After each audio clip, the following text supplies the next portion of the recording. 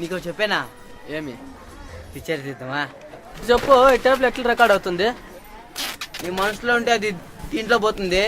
ఒక ఐడియా వస్తే చాలు. ఐడియా వచ్చేకి ఇమాజినేషన్ కావాలా.